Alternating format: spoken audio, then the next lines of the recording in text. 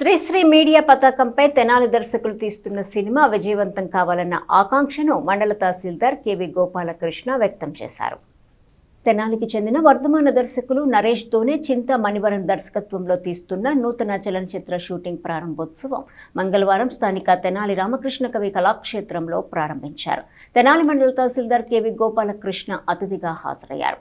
ప్రత్యేక అతిథులుగా cultural film society కార్యదర్శి బొల్లిమంత కృష్ణ, దర్శకుడు కనపర్తి రత్నాకర్, వర్ధమాన సినీ హీరో ఎం రఘు, కళాకారుల సంఘం working president Garakapati Subbarao, bar association అధ్యక్షుడు బేతాల ప్రభాకర్, డాక్టర్ ఉప్పలపు పావని ప్రియాంక, డాక్టర్ కారుమంచి రవికుమార్, కారుమంచి సునీల్ సందీప్, అంబటి శ్యాంసాగర్ పాల్గొని శుభాకాంక్షలు తెలిపారు.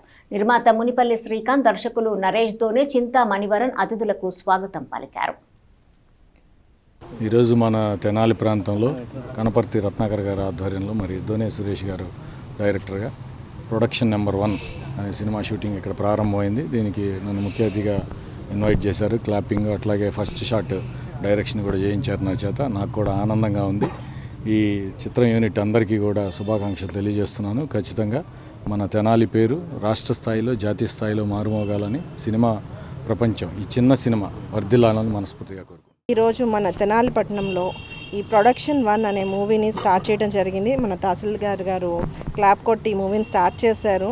తెనాలి కళ్ళకు కానాచైన తెనాలి ఎంతోమంది గొప్ప గొప్ప నటులు, కృష్ణ గారు, శారద గారు, ఏవిఎస్ గారు, ఈవెన్ సావిత్రి గారు పుట్టినిల్లు కూడా, ఇది అమ్మమ్మ గారి ఇల్లు కూడా తెనాలి. సో ఇంతమంది కళాకారుల్ని అందించిన తెనాలి ఈరోజు ప్రొడక్షన్ 1 అనే ఒక నూతన అధ్యాయంలాగా, ఒక కొత్త ప్రోడక్ట్ లాగా మన ముందుకు వస్తుందండి. ఈ సినిమా ప్రేక్షకులు అందరూ ఈ సినిమాని తప్పకుండా చూసి ఆదరిస్తారని నేను కోరుకుంటున్నాను. ఎందుకంటే విలువలతో కూడిన మూవీ అండి. ఇది ఖచ్చితంగా చూడాలి. అంబేద్కర్ గారి జయంతి రోజున సింబాలిక్గా మొదలుపెట్టారు.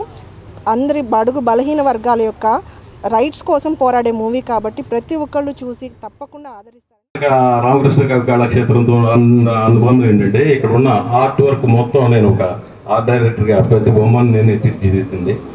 ఈ అవకాశం నాకు అప్పుడున్న స్థానిక శాసనసభ్యులు కల్పించారు. ఈ ప్రాంతం ఇక్కడ దీనికి చాలా ఎంతో విశిష్టత ఉంది.